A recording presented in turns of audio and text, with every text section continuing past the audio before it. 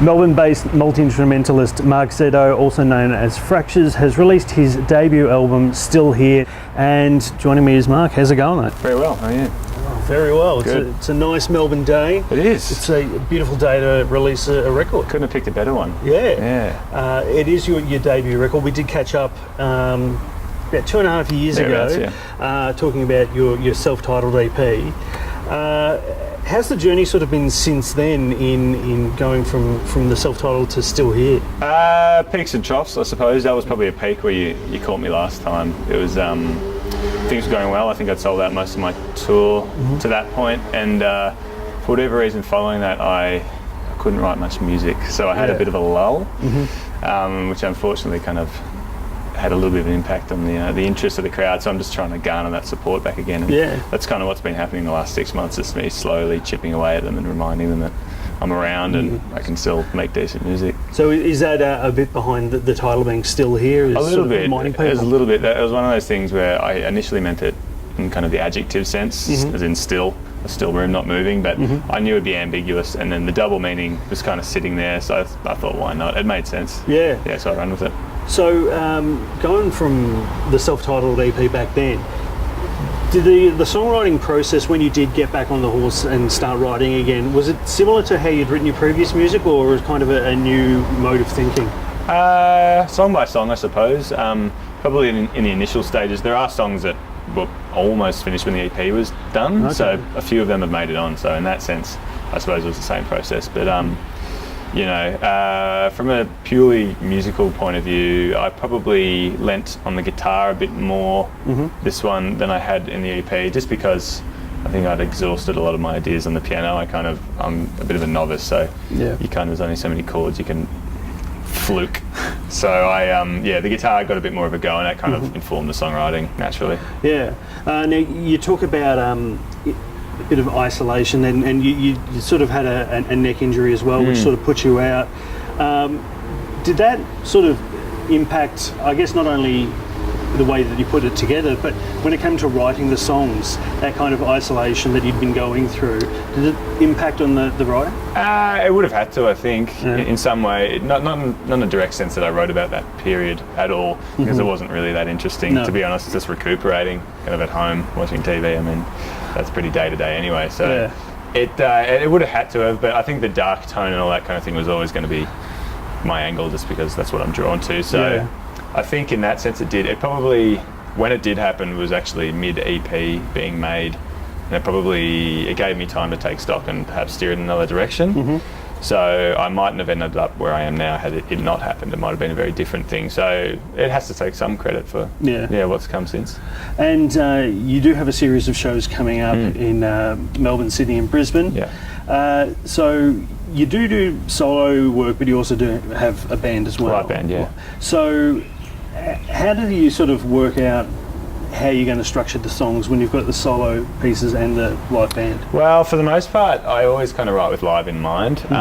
Definitely on this album, I've worried about it a little bit less, as far as maybe being a bit more ambitious with how many sounds are on the album at one time, rather than trying to say, well, I can only have 2 guitars and 1 keys and things like that.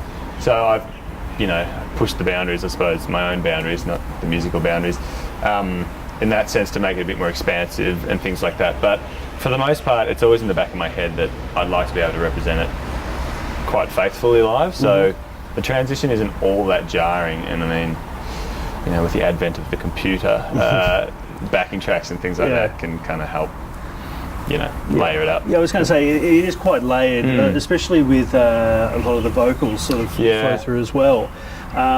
So when you've got songs on the album that are quite mellow, and then you've got some that are quite vibrant and do kick in.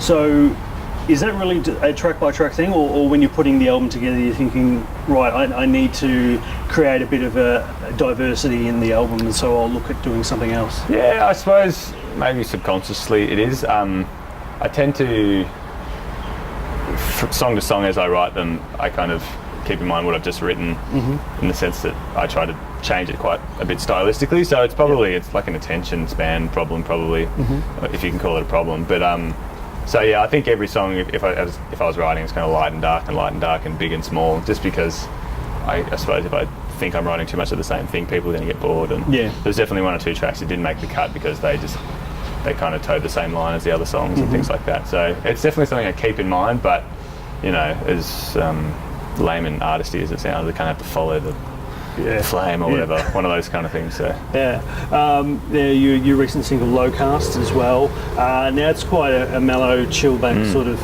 song. Looking at the promotion of it on iTunes, was talking about it's a good album to sort of have as background noise for a bit of thinking. How do you sort of like approach that when, you know, people might look at your music as being like background noise? I think on first impression I can understand that, because I have a tendency to, if there's a kind of dynamic shape, it would go there to there.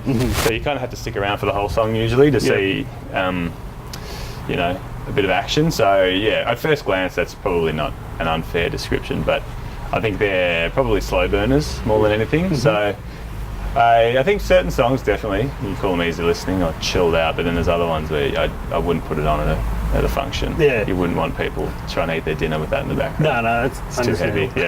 Well, say like one of my favourite tracks off the album is Apnea, which does have quite a big build towards it. So is that something that you'd be looking to do in your live shows, a track like that which does have a big build to it that can I guess lift the audience throughout the song? Yeah, that's one I've always loved playing live. That's one that's been around for kind of 2 years or so. And we've played it quite a bit and it always gets a good response, and like to the point where people will tell me so after the gig, which doesn't, people might give you a general compliment, but they sometimes hone in on that song. So it's it's kind of a surefire thing, and I've kind of figured out over the years that it seems like the louder you play, the more the audience responds. So I have to definitely exaggerate dynamics live and things like that, but it all kind of makes a bit more sense live. You know what I mean? I mean, you've got nowhere to go. You've got to sit there and sit through the entire song. By the end of it, hopefully you can go, okay, I see. So I guess what is the plan with 2017? Because you ended 2016, you had a big show at Big Sound, and you also toured with Emma Louise. You've got a few headline shows coming up later this month. What's the aim for the rest of 2017? Hopefully just continue an upward trend would be great, but kind of not really foreseeable at this point in time. It's early days. So beyond that, I'd love to do more headline shows. Supports are great just for exposure and kind of rubbing shoulders with people I would like to. Is also a great thing, and definitely work in or outside of the Fractures box a little bit. I'm a big pop music fan. I love writing and singing pop music, like top 40 style stuff. So I'm trying to kind of work my way into that world somehow and produce people and write with people and just collaborate non-stop. That's how I'm kind of filling my days at the present, because you know, I've been doing Fractures for the last 8-9 months, so sometimes you need to deviate a bit. And, take a break from that. Because you've done work in Europe before, and I think it's the video clip to "It's All Right," which was set in in Germany. Oh no, it was around Chernobyl, wasn't it? Chernobyl, so you looking at going back to Europe and sort of revisiting that? I mean, always. I don't really need an excuse, but it's more. At this point, it's monetary, the thing that's stopping me there. I'd go to New York and things like that, because I try not to be a guy who's a slave to stats, but when I do check them, for whatever reason, in France, for some reason, Paris and New York, they seem to like me there. So if the audience was there, I'd go in a heartbeat, but I think given it's the first day of the album release, we'll give it a week and then take it in and then maybe make some plans. But definitely, ideally, I'd love to get out of Australia in the nicest way possible. Of course. Well, Mark, thanks for having a chat. Good to catch up again, and great album, and all the best for the upcoming tour and 2017. Thanks so much. No, cheers.